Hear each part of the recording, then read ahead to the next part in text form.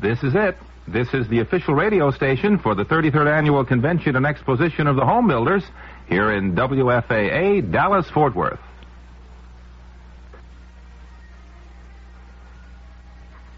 News, sports, and talk radio for the Metroplex. This is WFAA, Dallas-Fort Worth. CBS News. The call for expelling Jimmy Carter from the American Legion is out of order, according to the organization's national commander. But he says that doesn't change the Legion's belief that the president erred in pardoning Vietnam War draft evaders. I'm Mike Stanley reporting on the CBS Radio Network. The call for lifting the president's American Legion membership card came from the State American Legion Convention in Hudson, Wisconsin. Delegates voted unanimously for a resolution calling on Mr. Carter's post number 2 in Americus, Georgia, to oust him, and further urged that he never be allowed membership in the Legion again. National Commander William Rogers says he was astounded by the action and told CBS News it was out of order. He explained expulsion action must be initiated by a member's own post, then is reviewed by state and national executive committees. But his repudiation of the Wisconsin Legion action, said Rogers, doesn't mean he's changing his assessment that the pardon is socially divisive. The American Legion's position is, of course, unchanged. We believe that each case should be tried on an individual basis, whether it be evader or deserter. Mr. Carter said that he agreed that the deserter should be tried on a case-by-case basis. And we think his priorities are misplaced. We think that the priority should go to those millions who did serve their country.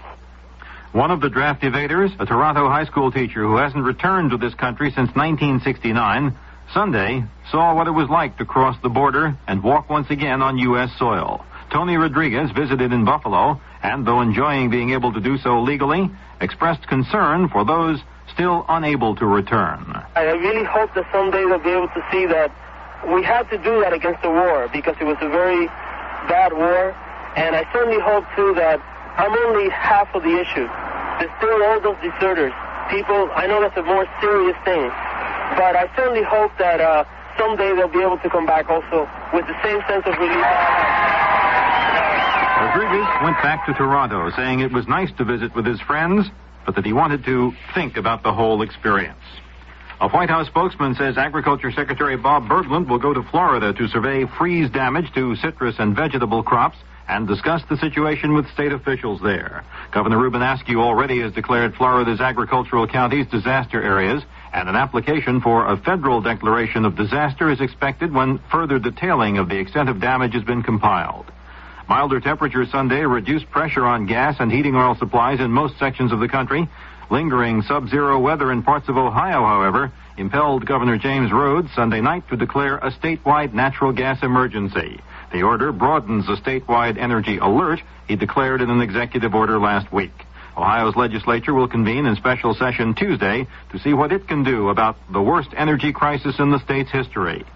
Senator Henry Jackson, the Washington Democrat, says he believes Congress now is ready to come to grips with setting up an energy department that is able to operate effectively. Our problem in the past have been vetoes, and I think we're over that one now, and I see are moving quite rapidly now to reorganize and set up a Department of Energy for the first time, in which we can get everything under one roof, and then hopefully an all-out effort on conservation. We waste energy right and left. I mean, the worst participant in all of it is the automobile. Detroit has to be told that thou shalt not turn out any more of these gas guzzlers. Some 8,600 striking auto workers at General Motors' Saginaw Steering Gear Division ratified a new local contract and began returning to work Sunday night. GM officials had feared a lengthy strike in the 7-plant complex. Since it's the only facility making steering gears for GM cars, a protracted shutdown there would affect all of the company's other plants. One other GM plant, the one at Doraville, Texas, which turns out 1,000 cars a day, is shut down because of the gas shortage. Both GM and Chrysler are threatened with more strikes this week over local contract issues. In all, more than 100 United Auto Workers units have yet to agree on local issues in contract negotiations that began last summer. Now this. I'm Ray Brady of CBS Radio's Today in Business. Every day, Monday through Friday, my reports on the business scene bring you headline news, background information, sometimes interviews with government, industry, or investment people. All sorts of items you'll find helpful in understanding national and international business and monetary affairs. For the latest in current activities and a look toward future trends, tune in Today in Business, Monday through Friday, here on the CBS Radio Network. Looks great on you. We'll take in the waist a little bit. This suit has no label. Nobody cares about labels anymore. Nonsense. Why, you wouldn't file a tax return without using a label. A tax return label? Sure, the peel-off label the Internal Revenue Service sends you with the tax package. It has my name, address, and Social Security number already on it. Saves time, helps speed my refund. Why don't I just have this tax label sewn right inside your jacket? You can't do that. I need my label to file my return. Now that you mention it, though, an embroidered replica would sure be nice. The tailor won't believe this one. A number of large companies reportedly have passed the word to the Carter administration that they have billions of dollars ready for capital spending if Mr. Carter's economic policies prove favorable to business. Newsweek magazine says the firms, including such biggies as DuPont and AT&T, are looking for more generous tax incentives to spur investment, congenial appointments to key regulatory posts, and even eased environmental and job safety rules. The large corporations, according to Newsweek, are holding off on spending the money allocated. Mike Stanley, CBS News. The future of Dallas depends on you. New goals for Dallas are being formulated now. A series of neighborhood meetings to get your opinions on the new goals are being held. Attend one of these meetings and participate in the future of Dallas.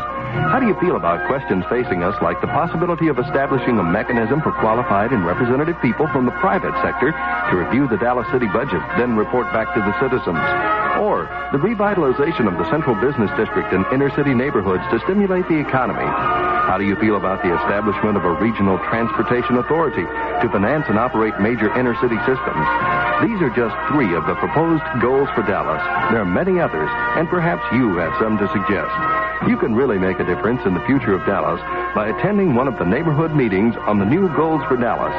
All comments received will be used to revise the goals to reflect the views of the people who take part. Let your voice be heard. Call 741-1738 to sign up for a meeting in your area. We're something brand new walking down your street. Why don't you walk along with us? We're News Talk Radio 57, WFAA, Dallas-Fort Worth. The CBS Radio Mystery Theater presents...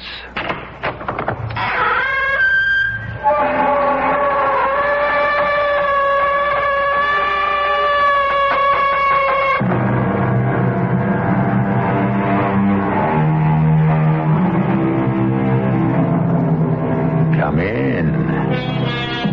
Welcome. I'm E.G. Marshall. We live in a permissive era. No holds barred. All the taboos are swept away. Anything goes, and the sky is the limit. Do you sometimes yearn a little for an older day with a rigid code of living and an automatic acceptance of certain standards? The flag, the Marines, our country, right or wrong, and Mother with a capital M. Let's ponder that as we listen to this story. I don't want it to be this way, Megan. But that's how it must be. If it is to be. And why not Hank, if you want to take the risk? What risk? Oh, don't worry, my sober-sided Philadelphian. I won't blow any whistles on you. I'll be glad to be your handmaiden. But what will you be to me? Your slave. Your willing slave. Remember that. I may call you to account one day.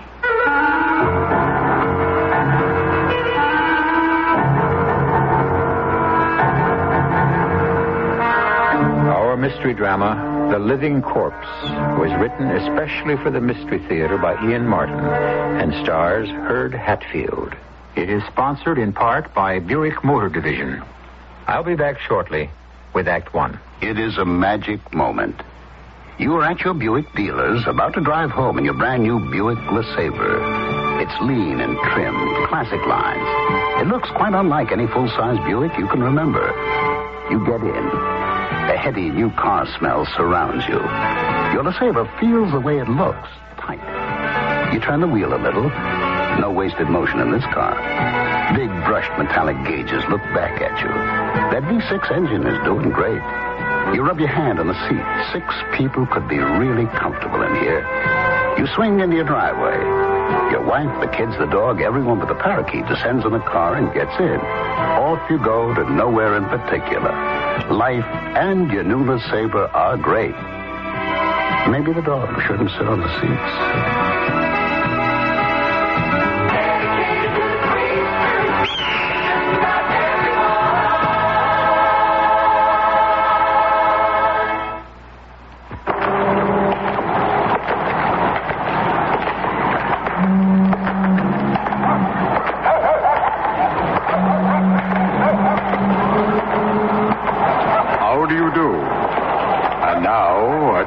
What happened when last I walked these streets? Oh, dear. Oh, dear. Oh, what's the matter? May I help you, madam? I'm the man from the Better Business Bureau, helping consumers with their problems. Maybe you have one. Maybe you can help me. I have so many bills. I don't know how to pay them. I'm afraid to answer the phone. What am I going to do? Now, don't be afraid of the phone. Use it. Call the people who are dunning you. Perhaps you can work out a revised payment plan which will satisfy them and take the pressure off you. Oh, thank you. Now, can you give me some money for a phone call? And that's the way it was.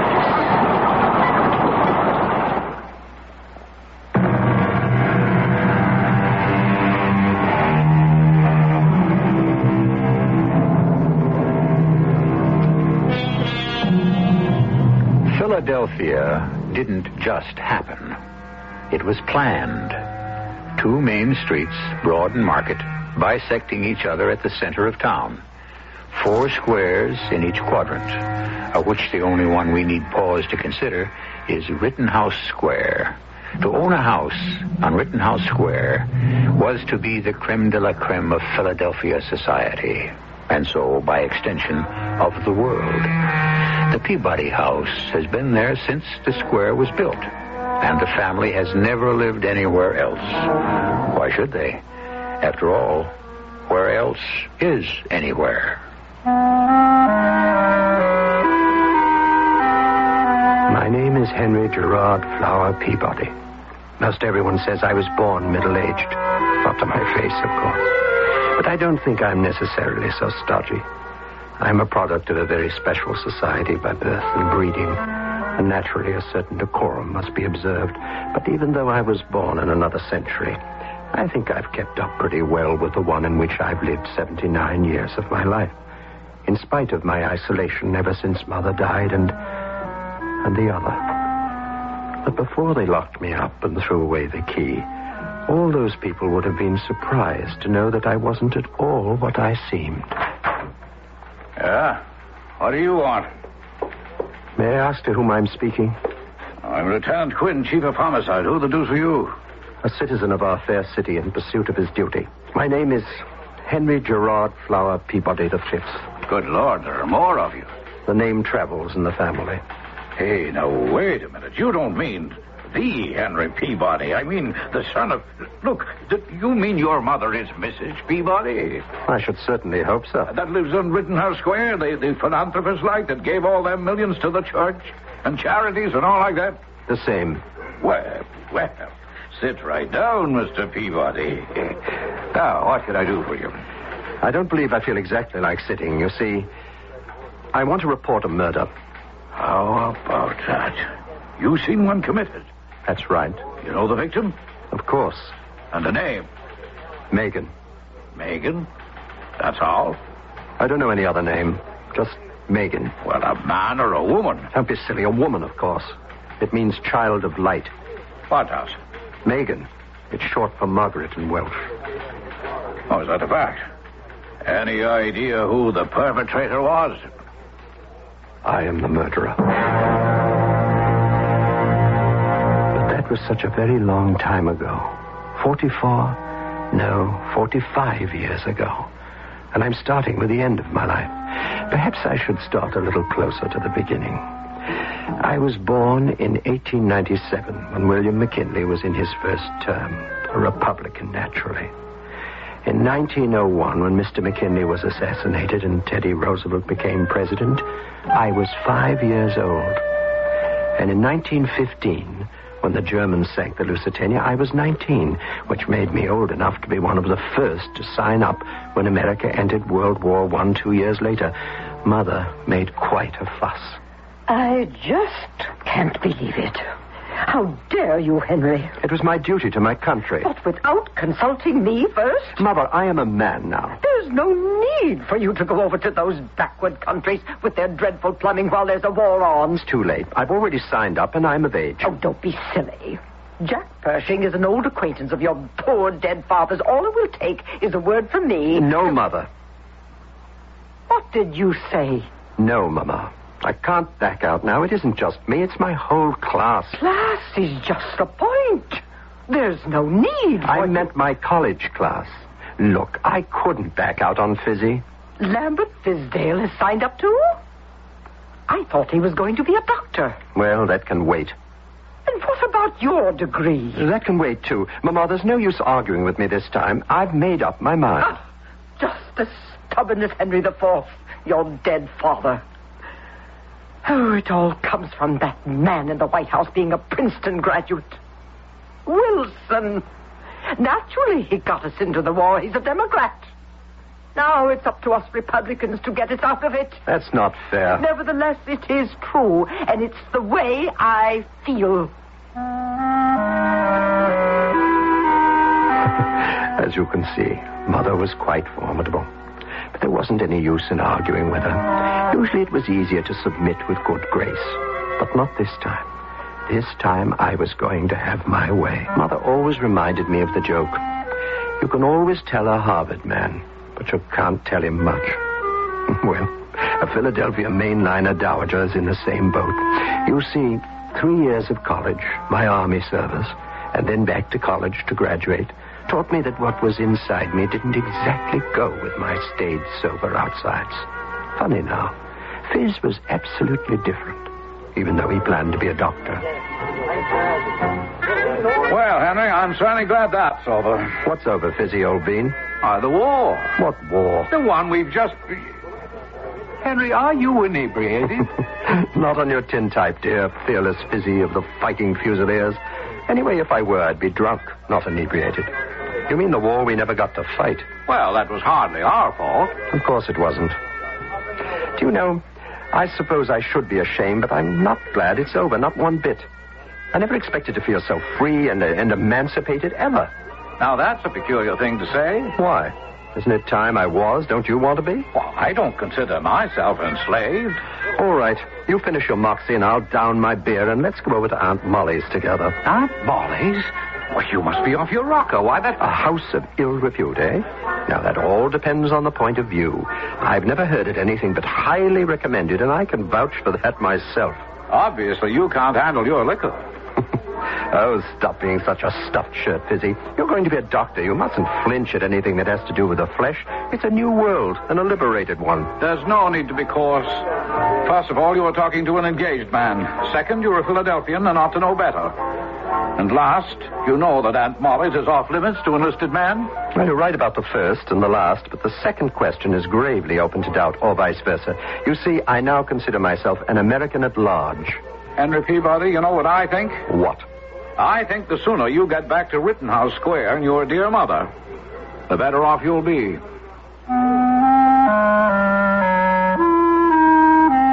Oh, dear Fizzy, I couldn't have agreed with you less. I'd had my taste of how the other half lived, and it lingered sweet and pungent in the mouth and in all the vitals. I'm afraid those first 2 years after the war, I was both an enigma and a terrifying, inexplicable burden to my mother. But I felt that my cutting of her apron strings was something we both had to face. Until that terrible day when her life began to come to an end. Darling, what is it? What's happened? I don't know. I've been getting rather tired these days for some reason, and... Henry, help me up. Oh, this is most unseemly. Mama, what is it? I don't know. Oh, it's just like Dr. Parker Godwin to go and die on me. At my age, I'm much too old to start with another doctor. Mama, I won't let you not have one. Tell you what, I'll call Fizzy. He can give you a look-see. Lambert Fisdale? Oh, but he's only a boy, like you. You may not have noticed, but boys tend to grow up. Fizzy just passed his exams. He's been at Pennsylvania for his internship. At least he could sort of talk things over with you. Well, perhaps it would be, in a manner of speaking, keeping things in the family. Why don't we ask him to tea? Say tomorrow or the next day? And Fizzy came to tea, very proper, in a pearl gray suit with a lavender tie and linen spats. Mother had what they have a name for nowadays, myasthenia gravis, terminal and progressively more and more limiting, needing almost constant nursing and supportive care, and most important of all, affection, cheer, and love to keep the spirits up and the feeling of despair down. I had found a kind of freedom, only to lose it for the next 10 years or so, and I have never regretted it. Because in a peculiar way, it's how I found the woman in my life. I suppose the only thing that kept me reasonably sane through those years, outside of the bottle, was Aunt Molly and her various demi-mondaines. I was on my way there across Rittenhouse Square that evening when all of a sudden...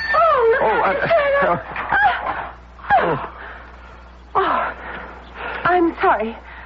I haven't had much practice. You mean in knocking people down? Here, let me help you up. Oh, no. No, thank you. No. Oh, I meant in riding a bicycle. Well, I should think not. Are you hurt? Oh, no. I never get hurt. Oh, but you, sir, are you? I don't think so, Miss... My name is Megan. Miss Megan? No. Megan. Just Megan. I was wounded to the heart, stricken with love at first sight. Oh, Megan,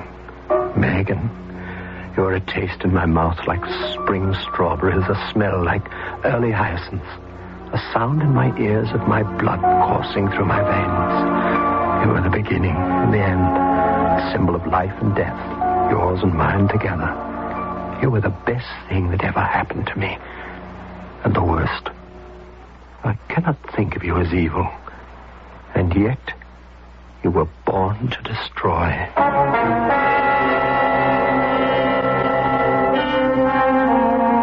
Megan, a strange and lovely name to taste on the tongue. Who was she? Where did she come from, suddenly? And how was she to affect the life of a man wrapped in a cocoon from which he ached to escape? I shall return shortly with Act 2. 55? Man, you gotta be kidding. My car won't run right at 55, and I get better mileage when I go faster. Come on, you're gonna have a better reason than that. All right, in the first full year, the 55-mile-an-hour speed limit law was on the books. 9,154 fewer people died on the highways than in the last year at higher speeds. 9,154 people didn't die? This station, the U.S. Department of Transportation, and the Advertising Council remind you to drive 55. It's a law we can live with. I'm Hyman Brown, producer-director of the Radio Mystery Theater. For 4 years now, we have been thrilling you with our haunting tales. Beginning Saturday, February 5th, we have something new for your children, your neighbors' children, and you. We'll take you into the realm of high adventure on a brand new series. Remember, adventure will be yours beginning Saturday, February 5th, on this station.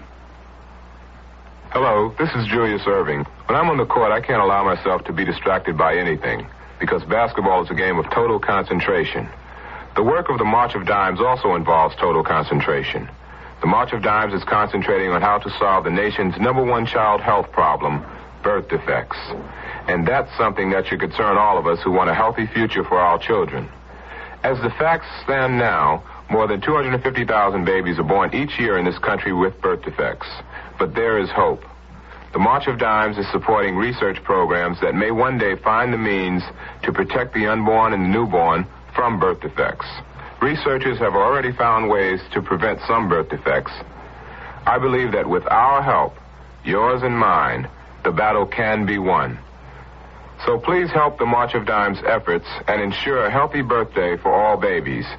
Be as generous as you can and give to the March of Dimes. Thank you.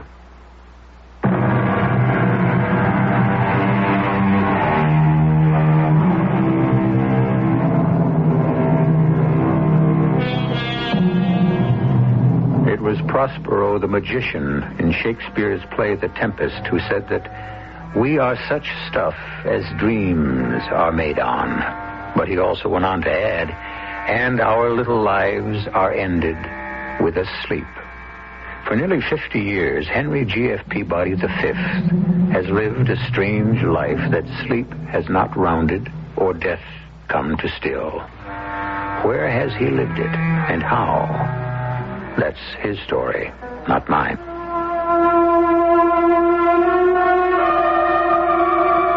All those years ago, and I have only to shut my eyes, and the memory of Megan is as bright and clear as it was that first moment I met her.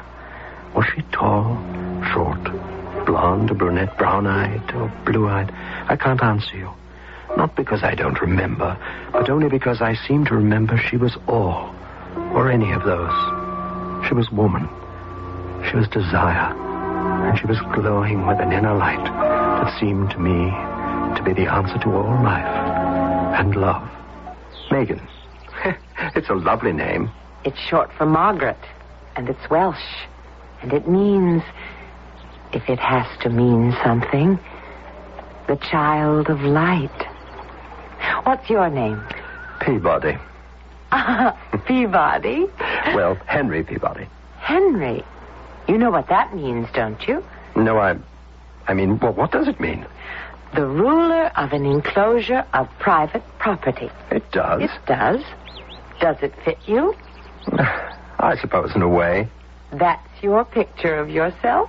Well, perhaps not what I want to be, what I am. Henry. The name has other derivations. Teutonic. Hagen. You know what Hagen means? No. It means fierce warrior. Do you feel fierce, Henry? I feel a little embarrassed. I guess that isn't very fierce. If you don't feel fierce, what do you feel? Hard to say.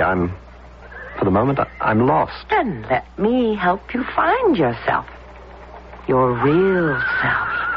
Let's go. Where? Anywhere. See what we can find together. Bring the bicycle. Yes, of course. Where are we going? Where the four winds blow us. Where were you going? To Aunt Molly's, the house across Walnut Street. What do you know about that? I know a lot I shouldn't know. And I wish I knew more than I've been allowed to. Who are you? What's your whole name? Megan. That's all. Enough. Take me as I am or not at all. No, I know. Let's go skinny dip in the fountain. What? You heard me. I'm going. Take off your clothes and join me. I can't, Megan. I can't. You can do anything you want if you're only fierce enough, Henry. But it's insane. What would my mother or anyone say? A Peabody bathing nude in the fountain in Rittenhouse Square? Try and shed your Philadelphia crust. Shuck it like a snakeskin and be who you are. Who you want to be. Want to be. Want to be.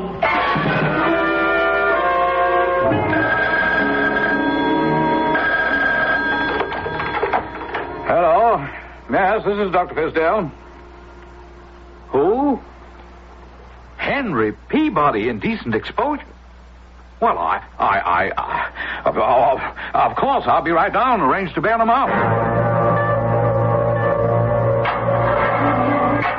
Well, it's all arranged, Henry. You're free to come home. But what on earth possessed you to... What happened to Megan? Who? Megan. The girl who was with me when I was arrested. Henry, there was no one with you. You were all alone in your birthday suit paddling in the fountain when you were arrested. I was alone? Is that all you're worried about? Have you seen the coverage in the bulletin? Did Mother? So far, I hope not. It's enough to send anyone into a decline. Now, my advice is to pay the fine, hush it up, and get back to the center track. You mean the main line? If they'll let you climb aboard. Henry, what possessed you? A girl who summed up all I was missing in life. And maybe you, Fizzy. Well, speak for yourself, Henry. I'm not in the process of going loony. What does that mean, going loony? I suggest you take a good, long, hard look at yourself and then ask me that question again. Now, let's get into old Lizzie, and I'll drive you home. If you'd asked me then, I suppose I'd have thought of it as my bill of divorcement, a term that was current. Certainly from that moment on, I was cut off from, not exactly ostracized, but just avoided by most of my acquaintances. I didn't care, actually. I had the long tribulation of mother, and here I'm only speaking of the physical problem of caring for her. And I had this other life, half-life, dream existence, whatever it was with Megan. Yes, Hank? I wish you wouldn't call me that. Oh, do you? Would you rather I said Henry Gerard Flower Peabody Fifth? You know I don't like that either. And I don't like it neither. That's why I call you... Hank. All right. Hank it is. Only... Only what? Only these chance meetings in the park. It's not enough, Megan. There has to be more between us. Why, Hank, are you making a proposal? No, well, all I meant was, can't we meet somewhere else? You should shun me, Henry. Why? Because I'm not safe. You don't know me or anything about me.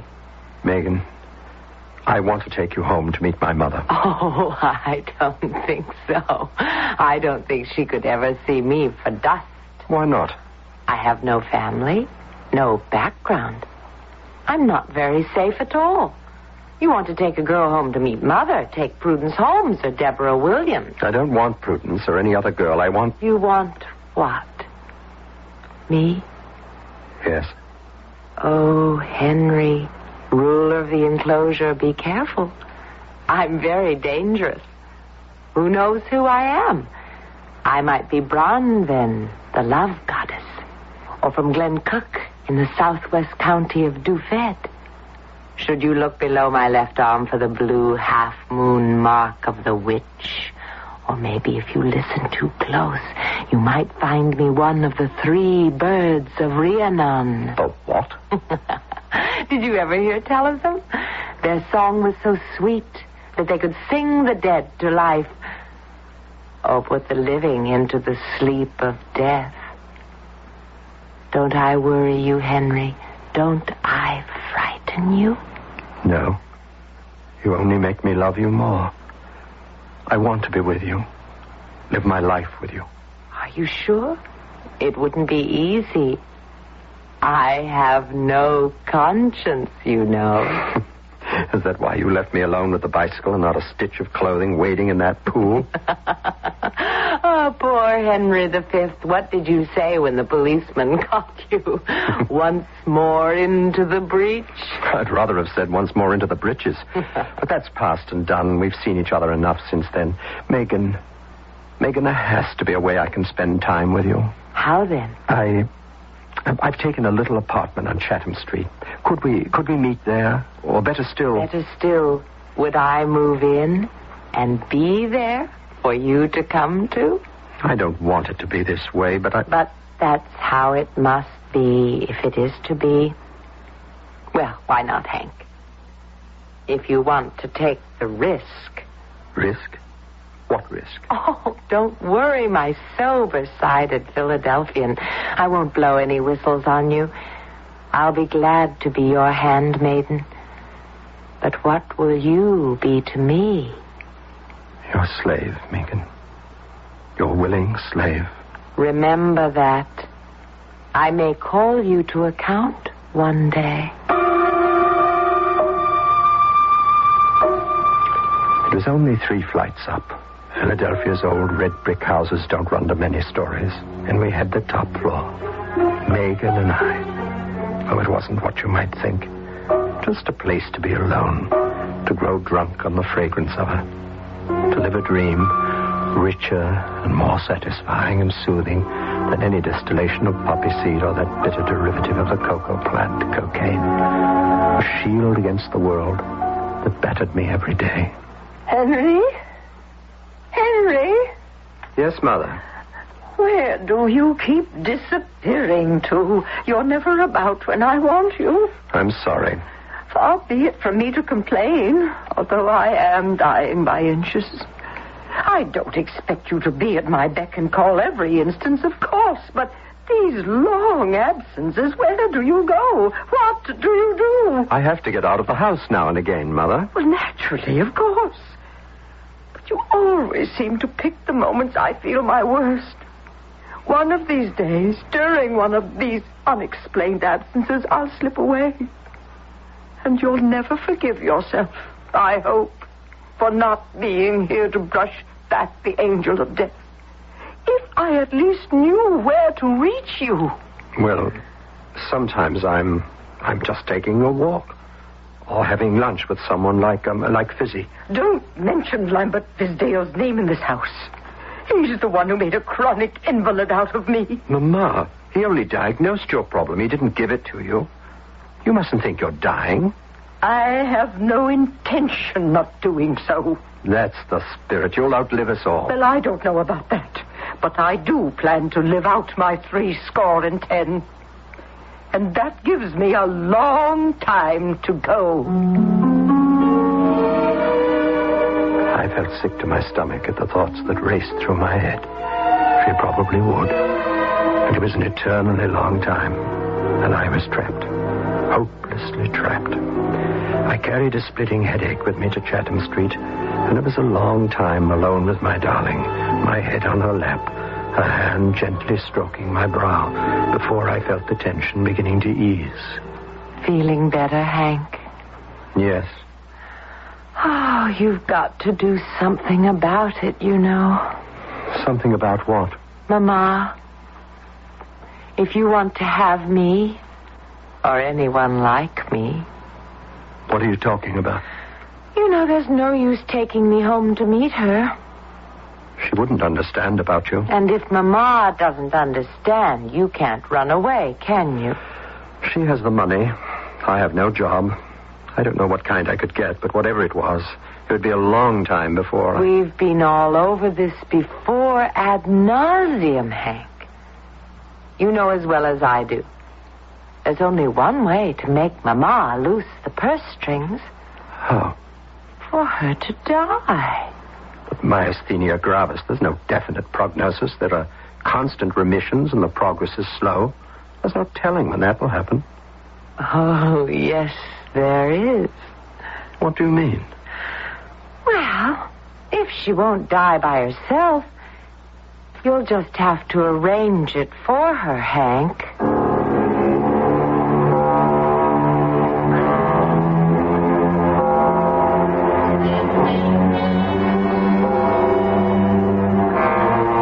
As poor Henry stares at her calm, untroubled face in horror, aware of all the sensual promise of his beloved, drawn irresistibly to her with desire, I think we should leave him to digest her shocking suggestion until I return shortly with Act 3.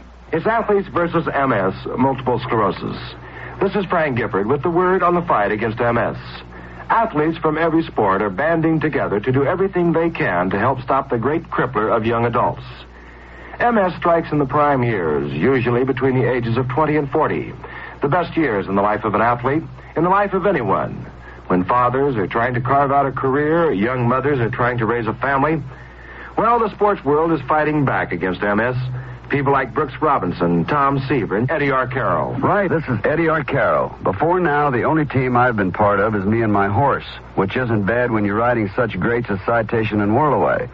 But I've joined the Athletes versus MS team because I know what this great crippler can do to a strong, healthy body. There may not be a cure for MS as yet, but there is hope through research. So join us. Support the work of your local chapter of the National Multiple Sclerosis Society. Thanks very much. Do you realize you're slowly becoming part of the fastest growing minority in this country? What? Would you mind standing up for a minute? Hey, where are you going with my rocker? Are you willing to take old age sitting down? Sitting? You are going to be old someday, and you're going to have to face the same problems older people face today. What is this, some kind of joke? If you think it's funny now, wait a few years. I don't understand. The older you get, the fewer opportunities you'll have. You might even be deprived of your ability to make your own decisions. What can I do about it? Change your attitudes about aging. Try and imagine what you'll want to do, what you'll want to contribute. Oh, all right, but you didn't have to take my rocking chair to prove your point, did you? You have to get off your rocker and stand up. Stand up, or be prepared to sit back and rock your life away. I see what you mean. This message has been brought to you as a public service by this station, the Advertising Council, and the National Council on the Aging. Thank you.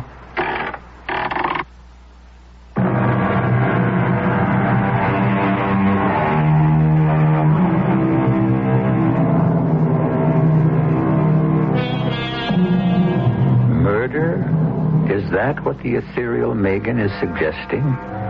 Is she perhaps, after all, as she herself hinted, a descendant in the second decade of the 20th century of some ancient line of Welsh witches? Or is she just a Welsh girl from West Philadelphia on a predatory quest for a rich man? Or for that matter, any girl who just is trying to create an air of mystery to gain what? Wealth? Social position? Power? Even today, across that gap of nearly half a century, the stinging shock that jolted me as I faced Megan and her amazing suggestion still sears and burns. Why not? She's going to die. But in her own good time. What's good about it? It could take years, and we're not growing any younger, either of us. Stop it. Stop it. Don't say anything. Oh, sooner or later, you're going to have to face it and make your decision. No, Megan. Yes, and it will have to be sooner, Hank. Sooner than soonest. I told you. I can't wait for life to come to me. It's slipping past too fast. I have to go out and grab it. Gobble it up while I can still digest it. Catch it before it passes me by. I won't listen to you anymore. I'm not going to stay. No, you can't run away from me, Hank. I have you in my spell. You can't get away. I can and I will. The faster you run, the closer I'll be on your heels. You can't get away. Never, never until she's dead.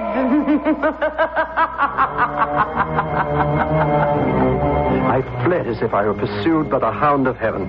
I was smothering, suffocating, my stomach churning, her laughter ringing in my ears. And then I was out into the front door, stumbling blindly into the street, the door closing behind me, careless of my usual precautions, before leaving that secret clandestine rendezvous and running full tilt into Fizzy before I could stop myself. Good Lord, man.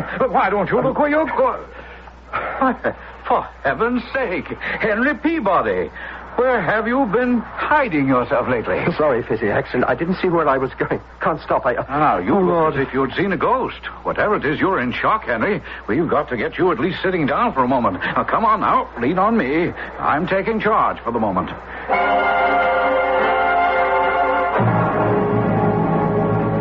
Now, go ahead. Finish that brandy.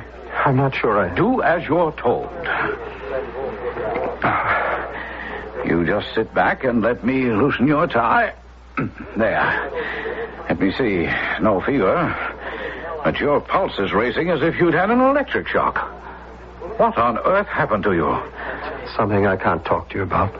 Well, what are you doing in this part of town anyway? Please, don't question me. Now, don't tell me, Henry, you have a mistress stashed away in a little love nest. I'm not going to tell you anything. I can't, Fizzy. I wouldn't dare. But it's all in confidence. I wish I could ask for help, but I can't. There's no way. I'm speaking first as a doctor. I don't need a doctor. Well, then, as a friend. Or a friend. And I'm telling you, you do. I don't know what's happening to you, Henry, but you're a nervous wreck. Someone has to help you. No. No one can do that but myself. No one. Henry? Henry? Oh, where is that boy? Henry! Right here, Mama. Oh, yes. But where have you been all afternoon? I've had everyone hunting high and low for you, and no one could find a trace. I was with Fizzy. We had something to talk over. About me? No, Mother. You're sure? Well, why, dear? Because just about an hour ago, not so long after you left me, I had the strangest and most terrible attack. I saw everything double. And my hands and my arms and my eyes and my mouth was so tired, I couldn't hold them up. I couldn't swallow. I felt exactly as if someone was trying to choke me to death. I kept calling for you, Henry, and calling to help me, to save me. I'm sorry, Mama, but I'm here now. Yes, dear. You're here. And I feel so much safer. Oh, Henry, my darling, don't leave me alone again. I'll try not to. I don't want to die alone. And something tells me I will if you're not close by. Now, put another pillow behind my head, dear. Help me sit up a little. I still feel a little choked. Difficult to breathe. Henry? What are you doing? Just standing holding the pillow like that. Put it behind my back. I did as I was told, automatically.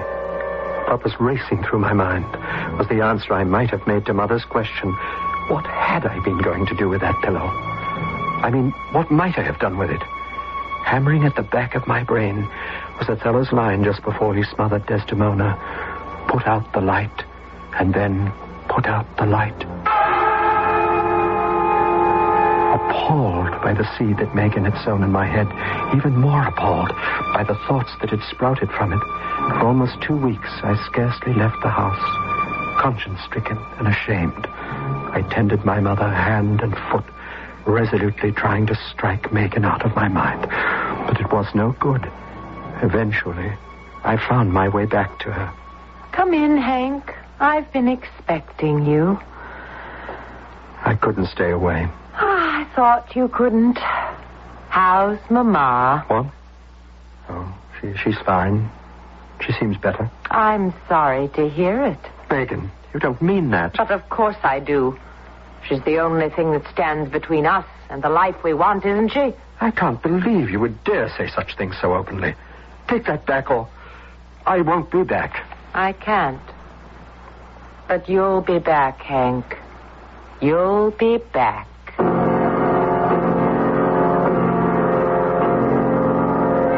I swore I wouldn't. The pull was too strong. Besides, there was something about the way she looked. Within a week, I was back. Come in, Hank. What happened to your key? I forgot it at home. I can't stay long.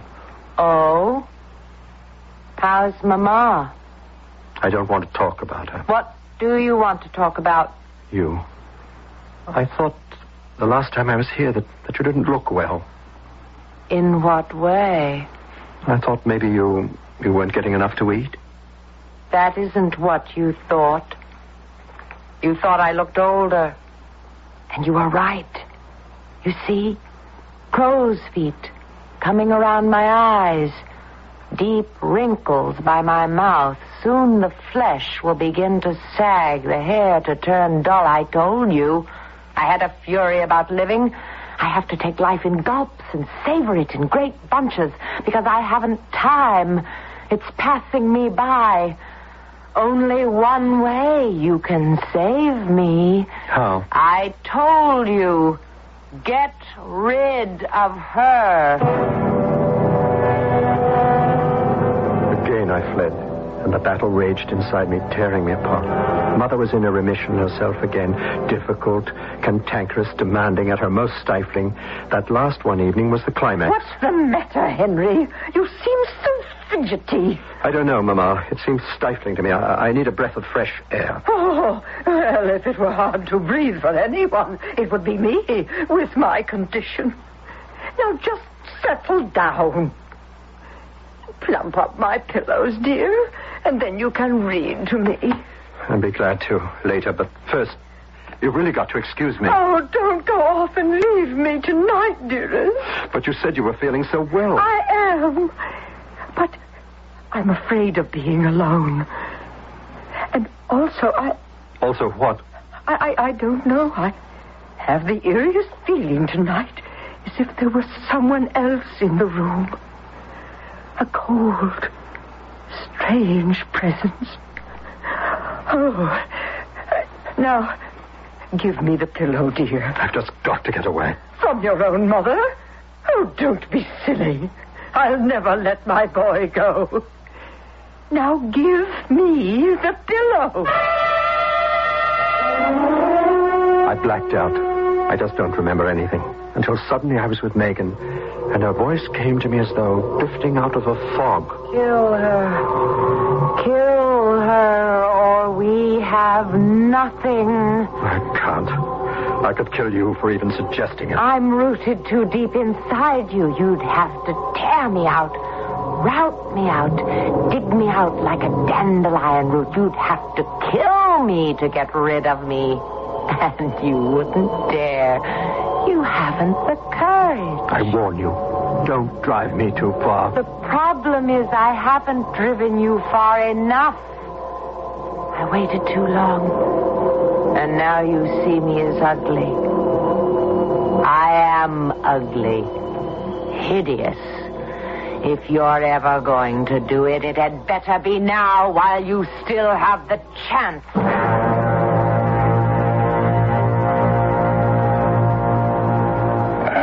This is the apartment where you killed her? Yes. You say you smothered her with a pillow? That's right. Where is she? In there. The bedroom. All right, stay with him, Sergeant. I'll go have a look-see. What is going on here, Mr. Gerard? Oh, Mrs. Clark. Nothing. Nothing to bother you. I don't know about that. I do not like the police in my building. What has happened? You can ask the sergeant here. Better still, here comes Lieutenant Quinn. He can tell you. Excuse me, Lieutenant. I am Mrs. Clark, the landlady. I want to know what is going on. Well, now, that makes two of us, Mrs. Clark. From what I can find out so far, nothing. Didn't you find Megan? There's no one in that other room, either dead or alive, Mr. Peabody. Peabody? He said his name was Gerard. Oh, now, you wonder, Mrs. Clark, if I could have a word with you first. He took her aside, but not so far that I couldn't overhear what they were saying, even if it made no sense. And you're absolutely sure? Mr. Lieutenant, I'm a widow woman, and I keep a close eye on all my tenants. I don't have enough problems without them. I thought he was a writer, because he came here alone all the time. I can tell you one thing for sure, Lieutenant. There wasn't no woman living there, let alone visiting. I don't stand for none of that nonsense in my house.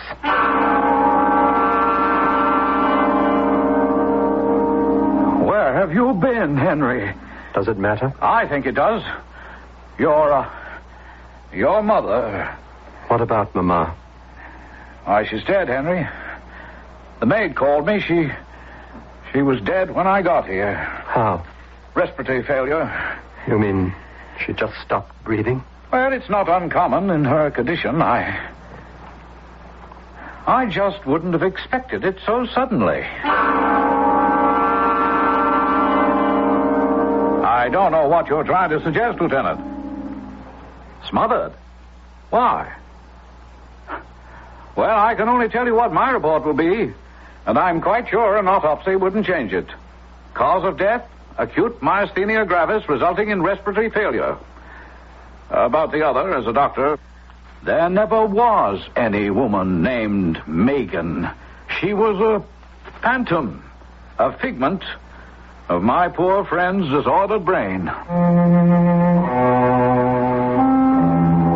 So long ago. Nearly 50 years. Fizzy is gone. The lieutenant.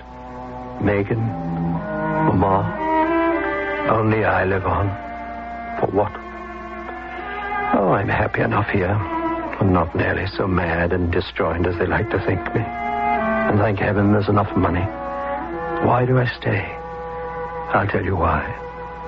First, because I'll never admit there was no Megan. A man has to have at least one woman to love and cherish and remember in his life. And second, damn if they only knew. I believe I killed someone, smothered her with a pillow till she could breathe no more. If it wasn't Megan, then it could only have been my mother.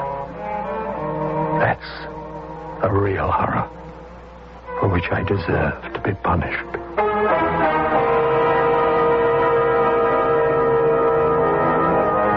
To quote from Henry Peabody's favorite poem, The Hound of Heaven, my mangled youth lies dead beneath the heap. My days have crackled and gone up in smoke. And when at last the hound caught up, he said, thou dravest love from thee, who dravest me. I'll be back shortly. Come along, you people, give your land its due. The more you see of America, the better it'll look to you. These are days in history, in each friendly state. You will find it's the people who make this nation great. Where it all began, the redwood trees even older than the nation that we bore each year. Hear America singing loud and clear. Come along, you people, here's a land that's free. See more of America when there's so much more to say. From the United States Travel Service.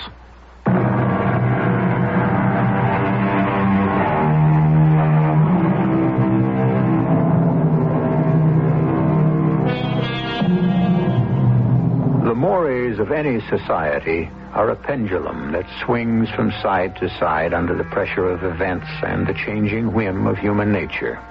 If we are permissive today, we were equally repressive yesterday, or will be tomorrow. Why does the human spirit always act and react so violently? Somewhere in the middle would be the best, wouldn't you say? But the pendulum never stops there. Our cast included Herb Hatfield, Patricia Elliott, Ian Martin, and Joan Shea. The entire production was under the direction of Hyman Brown. 4! Oh, not in the water again. Well, the other guys are going to think I'm worried about my tax audit, but I'm not. I'm just a lousy golfer. An audit is very straightforward. It's just a check to see if I owe them or they owe me. I keep good records, so there shouldn't be any problem. If I don't agree with the auditor, well, I have the right to appeal through the IRS and the courts. I'll just reach into the water for my ball. Oh, hey! Help! And now, a preview of our next tale. So, you admit there was an argument? It wasn't an argument, exactly. What was it? Nothing. Why, were you mad at her? I wasn't mad at her. Me and Louisa never argue. She wanted me to give up football. She wanted me to give up football, which is why I wound up being cut from the team. That's it. You didn't want to give up football. She wanted it. She was right. That's why you crashed the car. Will you put me back on the team? What's your name? You know my name. It's Chappie. Once and for all, and for the last time, what's your name? The Chopper. This is E.G. Marshall inviting you to return to our Mystery Theater for another adventure in the macabre. Until next time, pleasant dreams.